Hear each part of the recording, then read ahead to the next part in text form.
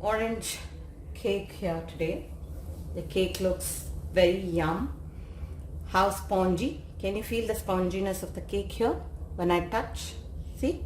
It just goes in.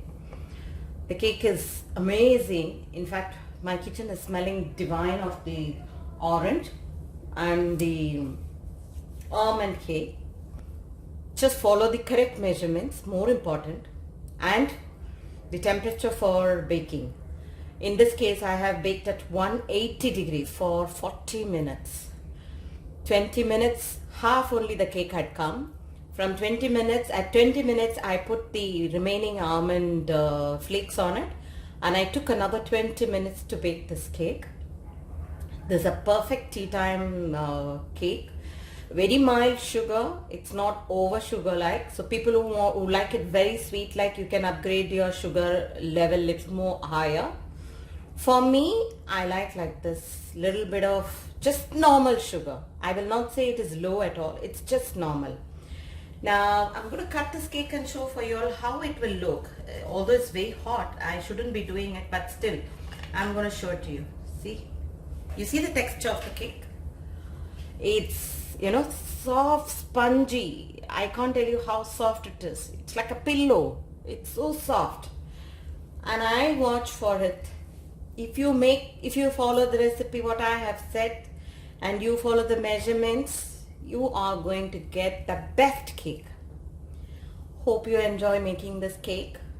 Make for your family. I'm sure they're going to rave for this recipe, and I'm sure you're going to get a lot of compliments. Thank you for watching. Hope you all like this recipe, and I'm going to describe the recipe in short while. Enjoy watching it, and do let me know your feedback, how you like this. Thank you. Hey foodies, hi, I hope you're doing well. Looking at the ingredients, any guess what I'm going to do? Yes, it's going to be a cake. What are we doing? Today I'm going to do a nice orange almond cake. The cake is so fluffy, so spongy that you're going to really love it. So ingredients needed are, you need 3 eggs, around 25 grams of the plain yogurt, I've taken about 50 grams of the almond flakes. Now this is for the top layer for decorating only. This I'm not going to add in the cake, so how much ever you have. If you don't have this, you can substitute with any kind of nuts of your choice.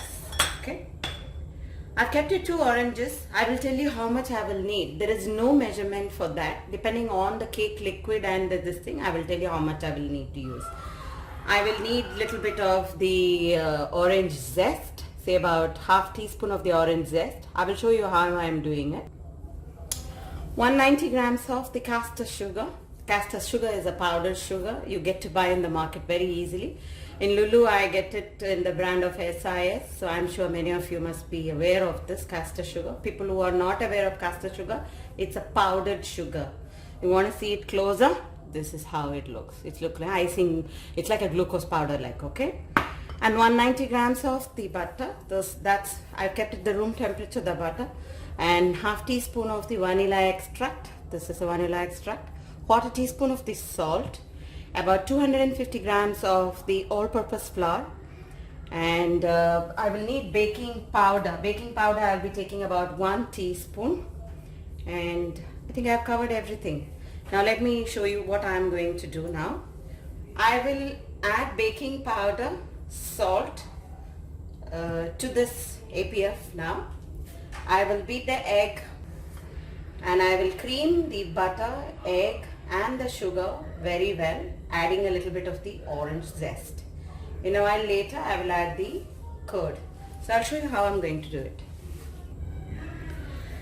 Along with that, I have put the zest. How did I take the zest?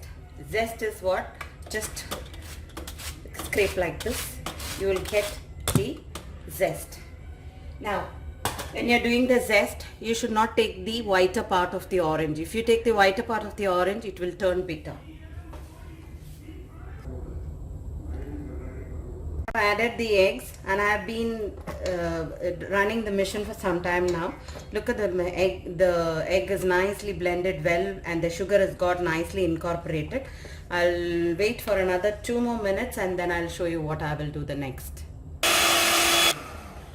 Now when you touch this, the mix and you keep it in your mouth and you see, you should not find the sugar granules, okay? It must have got nicely mixed. That means this mixture is ready now.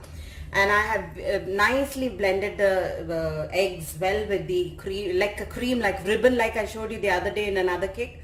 So it should be like that. So now I will add 1/4 cup of the fresh orange juice. I just took 1 orange and from that I am putting the juice into this and I'll run the machine again. Adding the curd.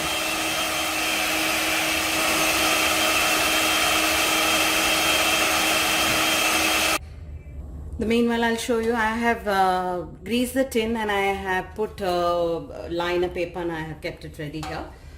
Now I will put the flour, the baking powder, all the other ingredients, that's the salt, into this I have added here. Now I will sift the flour and I will add it here now.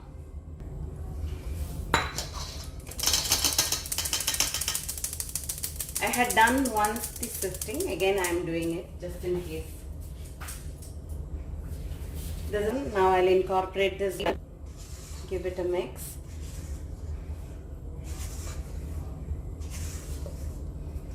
I've nicely mixed the flour which I showed you, which I have sifted. See, I have done like this nicely here.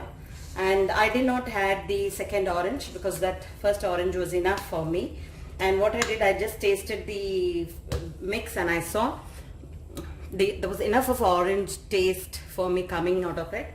For people who like more of orange, what you should do is now you can grate some more zest of the orange and you can add. Give it a good mix and I have done all that here. So now I'm just going to add it into my greased tin here. As I told you previous in my in the oven settings and temperatures, I have told you all saying do not follow my temperature setting for your oven. That is the timing. When you keep at,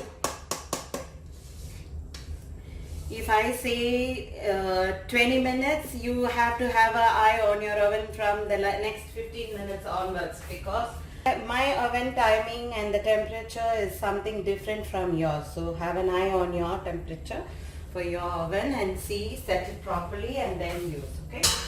Now, what I am going to do is I have to give it a good tap. I will keep my clock like this here. 1, 2, 3. Okay, 3. 1, 3. Okay, done. Now, I will add a little bit of this flakes of the almonds which I have here.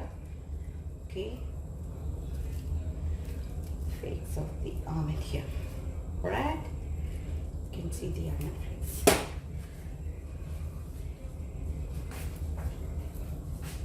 Okay, my tin is ready. I'm going to put it in the oven now. Why I put a little bit of flakes here? Because once I put this in the oven, these flakes might go down. So I have retained here some. When they are done 3/4 like, I will add some more flakes on top and then I will bake. So my cake is ready. I'm going to get it out and show it to you all how the cake looks. Look at my cake. This is how it has come out.